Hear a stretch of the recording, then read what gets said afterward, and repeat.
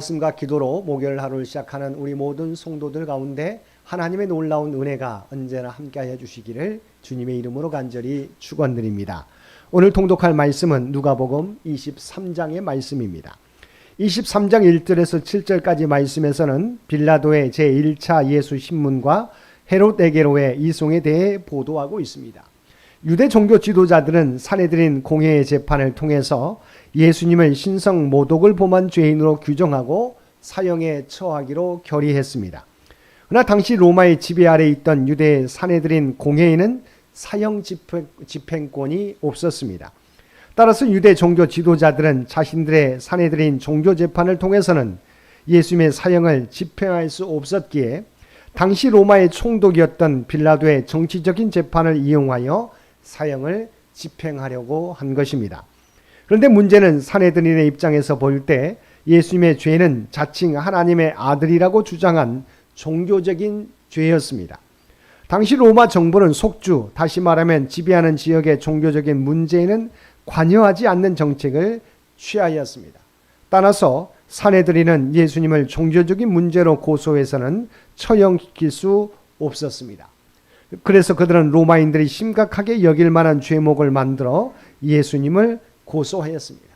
즉 예수님께 정치적인 범죄 누명을 씌워 고소한 것입니다. 사내들인이 예수께 적용한 범죄를 한마디로 하면 반란죄였습니다.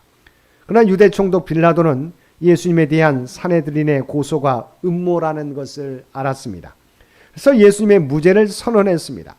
하지만 예수님을 고소한 무리들의 거센 반발로 예수님을 석방하지 못했습니다. 그러던 중 예수님께서 헤롯의 영지인 갈릴리 주신 것을 알고 마치 헤롯의 통치권을 존중하는 척하면서 예수님을 헤롯에게로 이송시킴으로써 이 골치 아픈 문제에서 벗어나고자 하였습니다. 8절에서 12절까지 말씀에서는 빌라도로부터 예수님 사건을 이첩받은 갈릴리 분봉왕 헤롯의 예수님 신문과 희록 및 빌라도에게로 제2송에 대해 보도하고 있습니다. 본문의 이 사건은 오직 본서에만, 바로 누가복음에만 나타나는 것으로서 역사가로서의 누가의 섬세함이 잘 드러나는 기록입니다. 여기서 빌라도로부터 예수님을 이첩받은 헤롯은 매우 기뻐하였는데 이는 그가 예수님에 대한 소문을 듣고 이전부터 주님께 호기심을 가지고 있었기 때문입니다. 그가 이렇게 예수님에 대해 호기심을 가진 것은 그가 예수님을 세례 요한의 환생이라고 생각했고 또 예수님께서 여러 가지 놀라운 이적을 행한다는 소문을 들었던 바 예수님으로부터 어떤 이적 행하는 것을 보기 원했기 때문입니다. 그래서 그는 예수님께 여러 가지 질문을 하였습니다.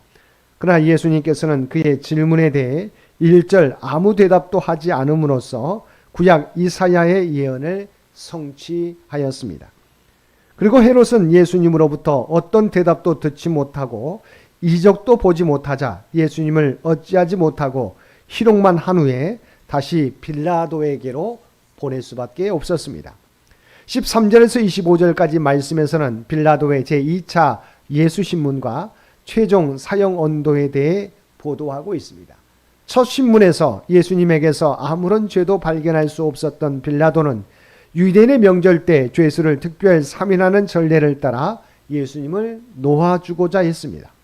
하지만 빌라도는 유대 종교 지도자들의 배후 조종을 받은 무리들의 격렬한 요구로 인해서 결국에는 예수님 대신 바라바를 놓아주고 예수님에 대해서는 사형을 선고하고 말았습니다. 즉 빌라도는 누구보다도 유대 종교 지도자들의 음모를 정확히 파악하고 있었지만 구태여 예수님으로 인해 그들과 극단적인 갈등을 야기하고 싶지 않았으며 특히 유대 종교 지도자들에 의해서 선동된 군중들이 일으킬지도 모르는 폭동을 우려해서 예수님은 십자가에 못 박도록 내어준 것입니다. 한편 본문에 나타난 유대 군중들의 돌변한 모습은 예수님의 예루살렘 입성을 열렬히 환호했던 모습과는 지극히 대조적인 모습으로서 변절하기 쉬운 연약한 인간의 내면을 여실히 보여주고 있습니다. 26절에서 31절까지 말씀에서는 예수님의 십자가 처형장으로의 이동 및 예수님께서 슬퍼하는 여인들을 향해 주신 권면에 대해 보도하고 있습니다. 그러나 본문의 내용 중 슬퍼하는 여인들을 향한 예수님의 권면은 오직 누가만의 독특한 기사입니다.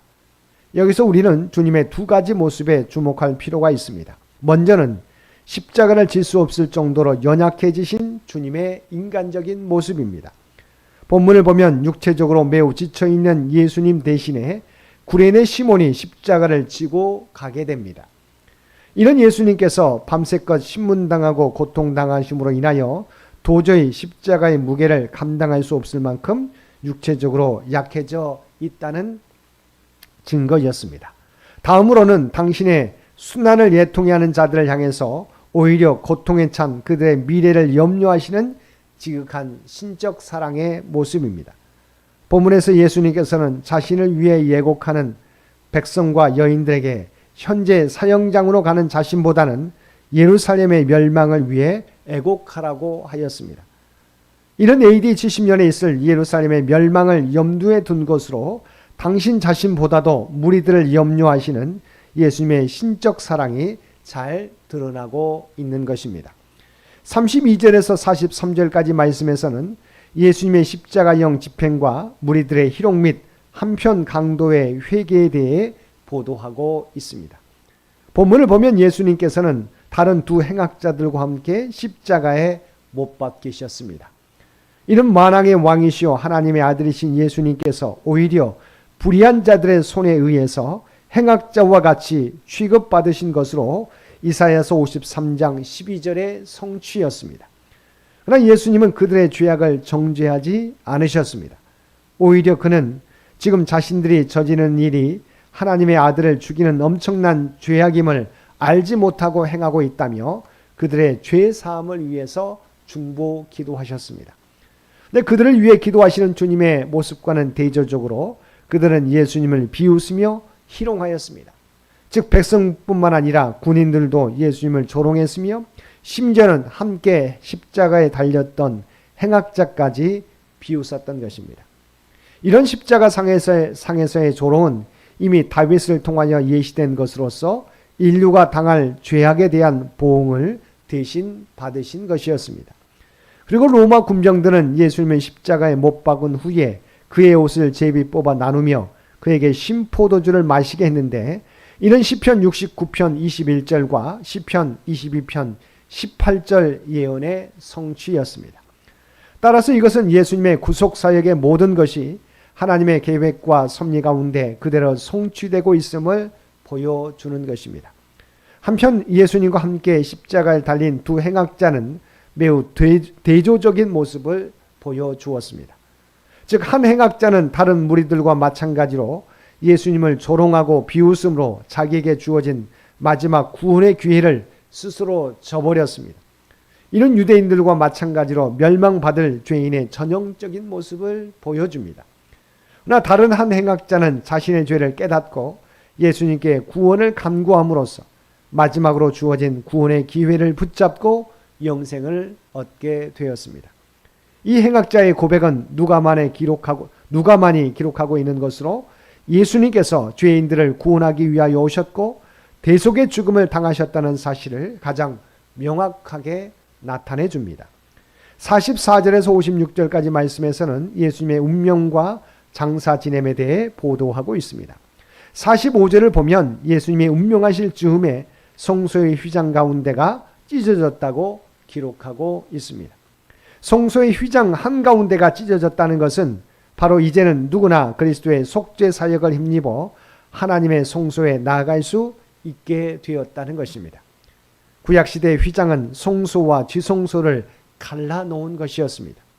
지성소는 하나님의 거룩과 영광의 임재를 나타내는 곳이었으며 일반 백성들은 물론 제사장들도 들어갈 수 없었던 곳이었습니다. 오직 대제사장만이 자신과 백성들의 허물을 위해 속죄 피를 가지고서 1년에 단 한 차례 들어갈 수 있었습니다.